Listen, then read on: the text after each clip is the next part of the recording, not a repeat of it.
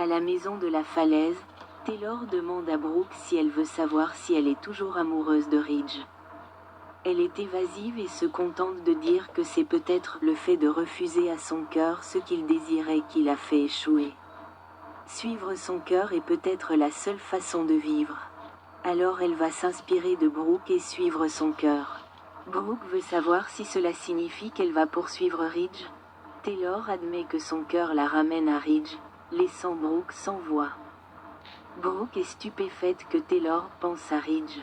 Taylor admet que lorsqu'elle pensait mourir, elle ne pensait qu'à ne pas être présente au moment clé de la vie de ses petits-enfants.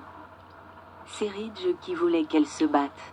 Brooke la comprend beaucoup et est heureuse que Ridge l'ait poussée à se faire soigner. Cela ne facilite pas les choses pour Brooke d'entendre Taylor lui dire que Ridge lui a sauvé la vie. Même si Brooke est heureuse que Taylor guérisse, elle sait qu'elle souhaite qu'elle garde ses distances avec Ridge. Brooke sait qu'ils ont des enfants et que leur histoire signifie qu'ils seront toujours là l'un pour l'autre. Taylor dit que sa vie va bien en ce moment, tant sur le plan personnel que professionnel. Sa famille est proche et elle est heureuse. Lorsque Brooke l'interroge sur Ridge, sa réponse est choquante. « Oui, j'ai Ridge », dit-elle. Brooke rappelle à Taylor qu'elle et Ridge sont engagés dans une relation. Taylor précise qu'elle se concentre sur l'amour qu'elle éprouve pour Ridge, dans le passé, le présent et le futur, et Brooke veut comprendre ce que signifie le futur. Taylor dit qu'elle n'a pas besoin d'un homme dans sa vie pour s'épanouir. Elle la rassure en lui disant qu'elle ne cherche pas à récupérer Ridge, mais Brooke n'en a pas l'air si sûre.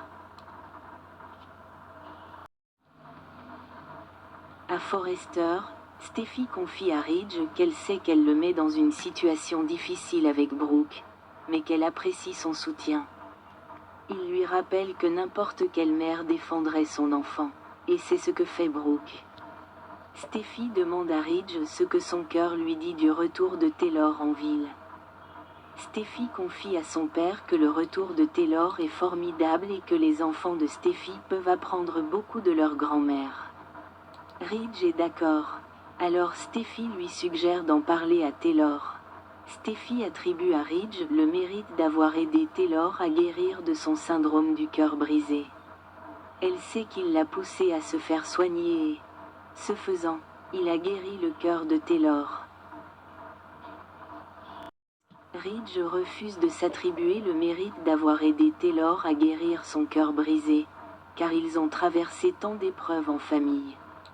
Steffi n'imagine pas ce que ses parents ont traversé. C'est déjà assez dur pour elle de surmonter la perte de sa sœur jumelle. Elle est heureuse que Ridge ait Brooke, mais elle rappelle à son père que Brooke a brisé leur famille à maintes reprises. Ridge dit que Steffi ne peut pas tout reprocher à Brooke, mais Steffi pense qu'elle peut la blâmer pour la plupart.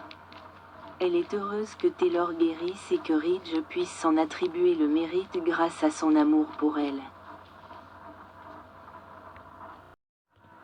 Au salon, Will vante l'organisation de la séance photo d'Electra et Ivy en entrant dans le studio. Will montre à Electra son téléphone avec le communiqué de presse fraîchement publié. Mais elle n'est pas aussi enthousiaste qu'on pourrait le croire en y voyant son visage. En fait, elle insiste sur le fait qu'elle ne veut pas être sous les projecteurs. Will dit qu'il serait idiot de ne pas nommer Electra égérie de la collection, tellement elle est belle. Mais Electra dit qu'il vaudrait mieux que ce soit Ivy. Elle n'est qu'une assistante et elle s'en réjouit. Will comprend son envie d'être en coulisses et lui dit qu'il est heureux de la voir parmi eux.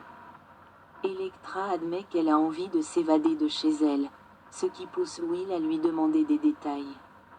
Will demande à Electra si tout va bien, se demandant ce qu'elle cherche à échapper. Elle hésite avant de lui dire qu'elle a hâte de prendre un nouveau départ après avoir tant bougé, qu'elle est ravie de rester au même endroit pendant un certain temps. Il est tout excité tant qu'elle est là. Il lui demande de lui montrer les bijoux, et même si elle attribue tout le mérite à Ivy, il dit percevoir son influence. Il lui enfile le bracelet et affirme que c'est elle. Il lui suggère de le porter pour la séance photo, mais Electra est très mal à l'aise et insiste pour ne pas être devant l'objectif. Elle admet avoir été mannequin une fois, mais ce n'était pas pour elle. Will exprime son inquiétude car il voit que quelque chose se passe, mais une fois de plus, elle change de sujet et lui demande ce que c'est que d'être un Spencer. Electra veut tout savoir sur la vie de Will, ses jets privés et ses yachts. Il rit et admet que ces choses sont importantes pour son père, mais il a fini par comprendre que l'argent ne règle pas tout. Il raconte à Electra que son père a quitté sa mère, Cathy, pour sa sœur, Brooke. Elle le remercie de tout partager si ouvertement. Il lui dit qu'elle aussi peut tout lui dire. Will confie à Electra qu'il est content de pouvoir aller travailler tous les jours pour pouvoir la voir. Quand son bracelet tombe, il s'agenouille pour le récupérer. Comme il l'avait fait le premier jour où il l'a rencontrée. Il ne cesse de penser à elle depuis, et plus particulièrement à l'embrasser. Alors ils s'embrassent, leurs regards se croisent.